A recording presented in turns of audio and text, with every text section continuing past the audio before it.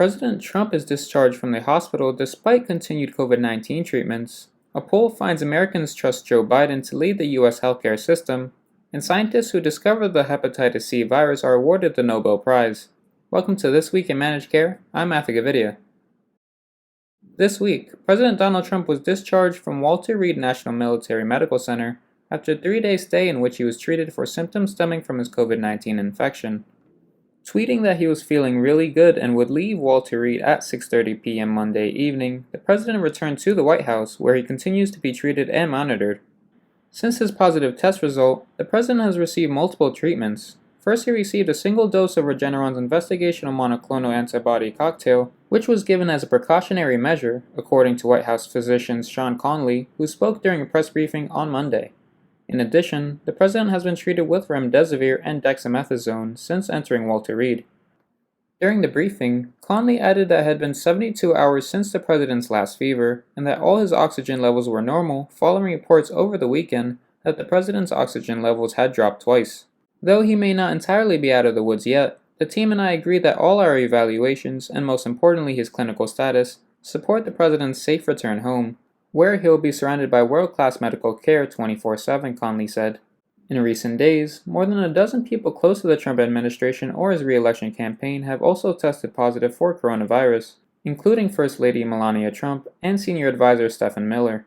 For more, visit ajmc.com. With millions of people already turning in ballots ahead of the November 3rd election, a poll from West Health Gallup shows that a majority of Americans trust former Vice President Joe Biden to lead the U.S. healthcare system over President Trump. In the poll results, 52% of the respondents said they trusted Biden, the Democrat, more, while 39% said they trusted Trump, the Republican. The gap grew further among adults aged 18 to 29, as 62% said they trust Biden on healthcare issues, compared with only 25% who support Trump's leadership of the healthcare system. For adults aged 65 and older, Biden's lead falls to within 2 percentage points. Biden's results on the healthcare question mirror the historically large edge he appears to enjoy in other national polls. However, that lead is not insurmountable, given the challenges of the Electoral College and the uncertainties of an election that will involve more voting by mail than ever. Joe Biden has a clear advantage as the candidate Americans prefer to lead healthcare and create a more racially equitable healthcare system in the United States during this global pandemic, said Dan Witters, Gallup senior researcher. While some groups were more split, U.S. adults are generally aligned in Biden's favor by wide margins. It will be interesting to see how this plays out at the ballot box in November. For more, visit ajmc.com. This week, 2 Americans and a British scientist were awarded the 2020 Nobel Prize in Physiology or Medicine for discoveries that led to the identification of the hepatitis C virus. Although hepatitis A and B viruses have been identified, most blood-borne hepatitis cases could not be explained prior to work by Dr. Harvey J. Alter of the National Institutes of Health, Dr. Michael Houghton, a British citizen now of the University of Alberta, and Dr. Charles M. Rice, now of Rockefeller University. Discovery of this new virus revealed the cause of the remaining cases of chronic hepatitis and made possible blood tests and new medicines that have saved millions of lives, according to the statement from the Nobel Assembly at the Karolinska Institute in Stockholm, Sweden. Among other awards announced this week, 2 female scientists, Dr. Jennifer A. Doudna of the University of California, Berkeley, and Dr. Emmanuel Charpentier of the Max Planck Institute for Infection Biology, were awarded the Nobel Prize in Chemistry for the discovery of CRISPR gene editing technology.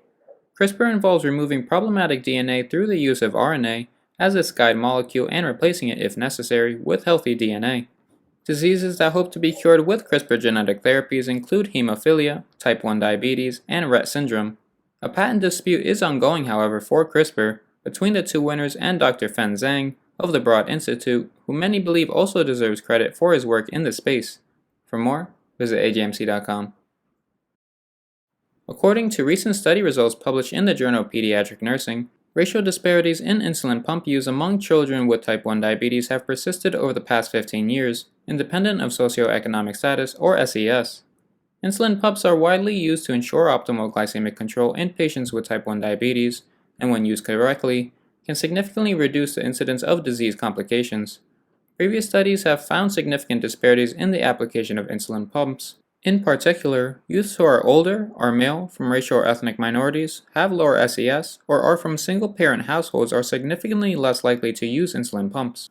To determine if the gap in insulin pump therapy use among black and white youth with type 1 diabetes has widened or narrowed over the past decade, researchers at Children's Hospital of Philadelphia conducted a retrospective chart review.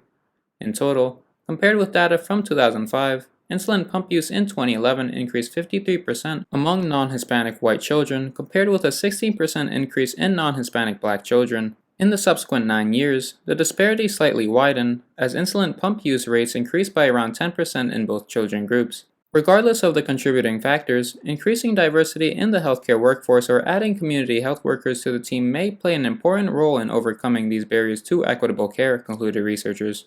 For more, visit agmc.com. This week, the Migraine Trust International Symposium presented its 2020 meeting in a virtual format. AJMC.com is providing full coverage of the virtual meeting, which ran from October 3rd to the 9th. In addition to coverage of late-breaking sessions at Migraine Trust Virtual Symposium 2020, AJMC.com has several video interviews discussing new developments in migraine science, effects of the COVID-19 pandemic, and much more. For full conference coverage, visit AJMC.com. And now our paper of the week, which looks back at some of the most important papers of the past 25 years of the American Journal of Managed Care and why they matter today. With the discovery of the hepatitis C virus winning this year's Nobel Prize, AJMC looks back at a special issue on HCV therapies that appeared in May 2016, when the debate over patient access to direct-acting antivirals was at its peak. In his essay as guest editor-in-chief, Dr. Jay Bhattacharya wrote about the dismal arithmetic of hepatitis C treatment, where he concluded that universal access to therapy was a must. There is no point in discovering medical cures if the majority of patients who would benefit cannot afford them, he wrote. For the paper, visit AJMC.com. For all of us at AJMC, I'm Matthew Gavidia. Thanks for joining us.